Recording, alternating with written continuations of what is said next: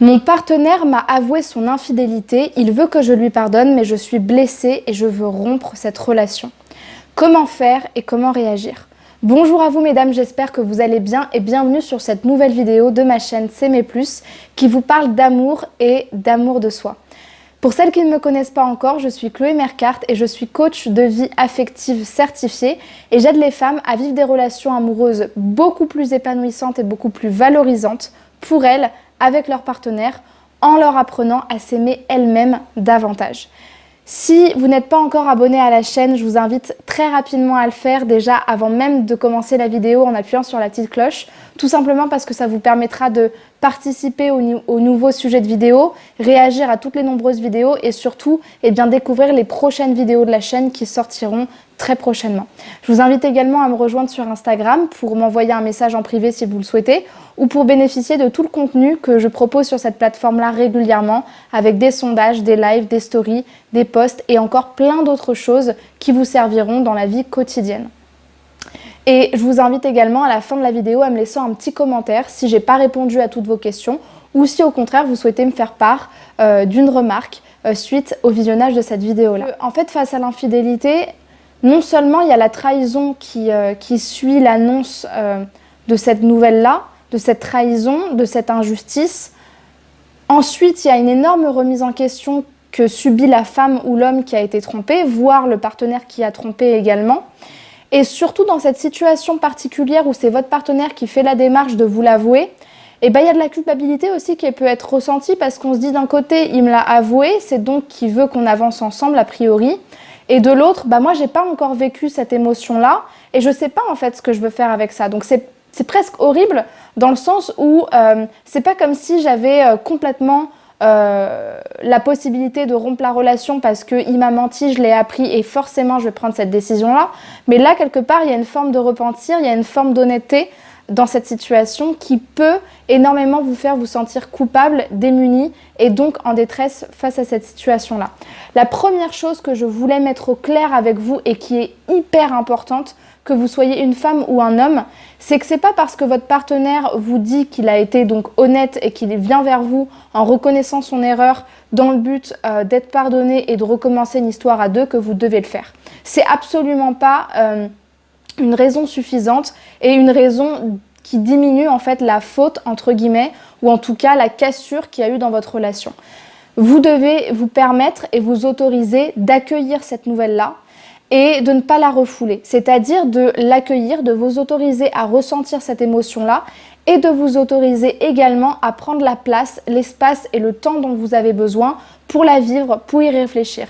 Et si ça passe, dans la plupart des cas pour vous, par une prise de distance, par une prise de recul, voire par une certaine pause avec votre partenaire, une pause sur la relation, vous devez absolument prendre cette place-là et prendre cet espace-là parce qu'il vous revient de droit et que finalement un partenaire qui vous sommerait de lui pardonner parce que faute avouée à moitié pardonnée et tu vois bien que je suis honnête puisque je t'avoue ma faute, c'est de l'égoïsme, c'est de la manipulation et c'est absolument pas de l'amour.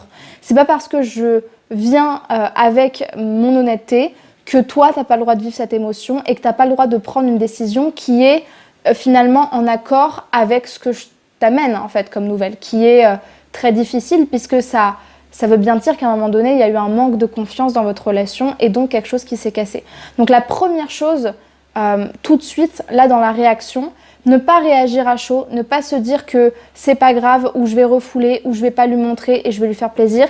Je vis mon émotion. Si j'ai besoin de mettre un terme temporaire à la relation pour réfléchir et pour me retrouver toute seule, j'ai le droit et je lui dis. Et s'il ne comprend pas, le problème sera tout autre, c'est que juste en fait il n'accepte pas que je prenne mon temps et que j'ai le droit de réfléchir de mon côté.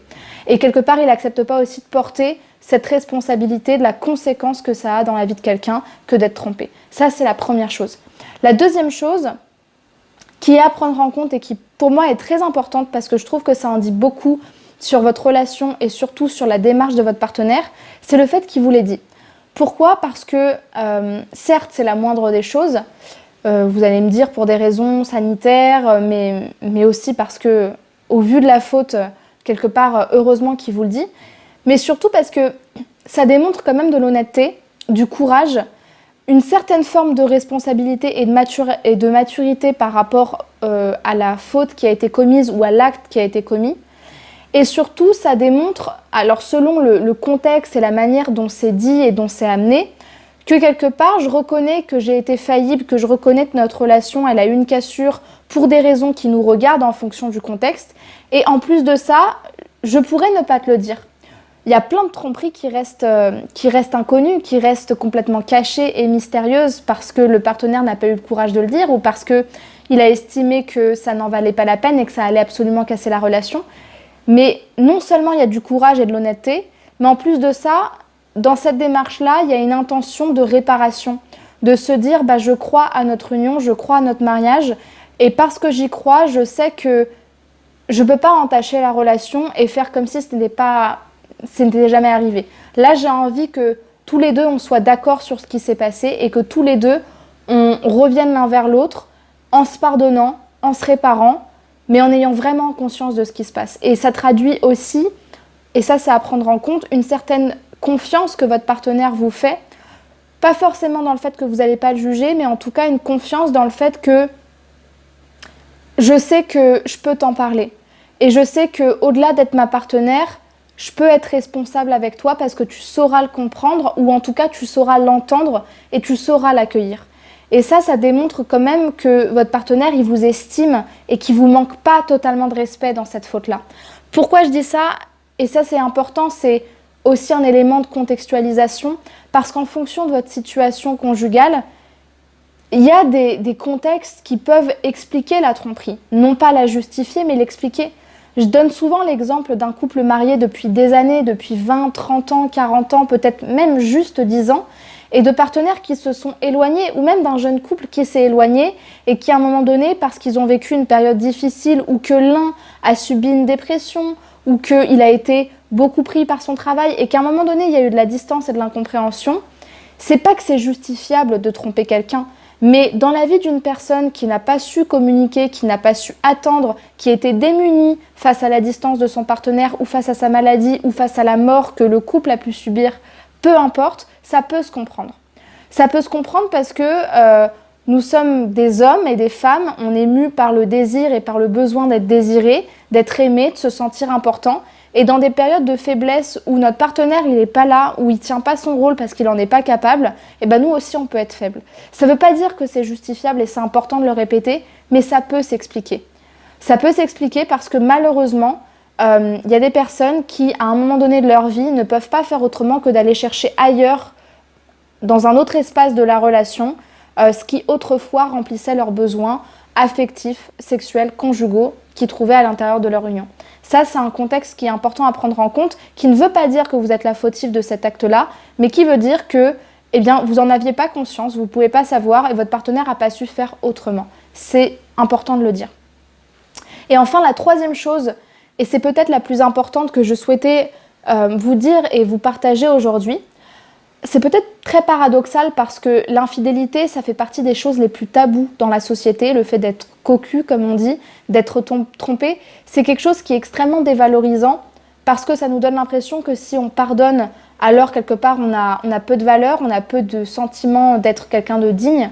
Mais en fait, est-ce que ce ne serait pas finalement un acte de pardon et d'acceptation et d'amour ultime et inconditionnel, et surtout un acte aussi quelque part très philosophiquement d'humilité que de se dire on n'a pas géré. Je ne suis pas responsable de ce qu'il a fait, mais on n'a pas géré en termes de relation, en termes d'union. Et donc je peux reconnaître que dans cette situation-là, il a été faible, ou elle a été faible, elle a été faillible. Et est-ce que ça veut dire que notre histoire n'est pas aussi belle que les autres pour autant? Absolument pas. Et encore une fois, ça fait très cliché, mais moi je trouve ça très important.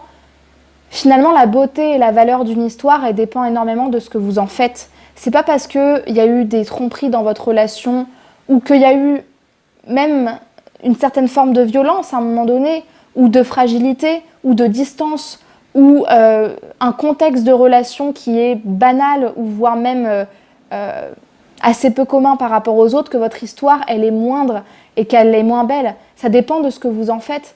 Et au contraire, se dire que quelque part, on l'a vu dans beaucoup de cas de couple et de mariage, parfois la tromperie, ça rapproche parce qu'on se rend compte que soit ça nourrit quelque part nos désirs et notre envie de se réparer en tant que couple, soit ça nous a rapprochés sur le plan de l'intimité parce qu'on s'est rendu compte que on était quelque part aussi faillible que notre partenaire et donc ça nous rapproche parce qu'on se sent plus compris, on se sent plus proche finalement dans nos erreurs et dans notre incapacité à être parfait. Ça dépend, la manière dont vous imitez du sens, elle vous est propre et elle est propre à l'histoire de votre relation, mais de la même manière que vous avez le droit de vouloir rompre, et ça vous est complètement légitime parce que peut-être que ça fait partie de vos valeurs et que pour vous, vous avez une telle valeur de la fidélité que vous ne pouvez pas concevoir l'idée de continuer cette histoire qui a déjà été entachée, et c'est complètement légitime, et dans ce cas-là, assumez-le et prenez-en la décision.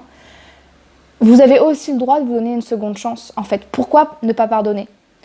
Pourquoi finalement le fait de se tromper et d'avoir été faible, ce serait forcément le point final d'une relation ? Elle est où la fidélité ? On la place où la barre ? Qu'est-ce qui fait que cette personne, je considère qu'elle m'aime vraiment plus que tout ? Est-ce que c'est vraiment le fait qu'elle soit fidèle ? Qu'est-ce que c'est pour moi ? Où est-ce que je mets la barre ? Et qu'est-ce que je m'autorise à faire si je crois vraiment en ma relation ? Voilà. J'espère vraiment ne pas vous avoir influencé parce que pour le coup, j'ai vraiment pas d'avis tranché là-dessus. Je pense juste qu'il y a de trop belles histoires qui se terminent parce que l'ego rentre vite en jeu, et notamment dans ce genre de problématique, quand il s'agit finalement de notre valeur et de l'image perçue et de l'image salie que nous renvoie l'autre quand on a été trompé, ou en tout cas celle qu'on pense qu'il a salie en nous trompant. Parfois on veut se protéger avec l'ego, on veut se protéger aussi dans notre identité sociale et on est amené à faire des choses par automatisme alors qu'au fond, on crèverait d'envie de se donner une seconde chance. Voilà. J'espère que ça vous aura parlé.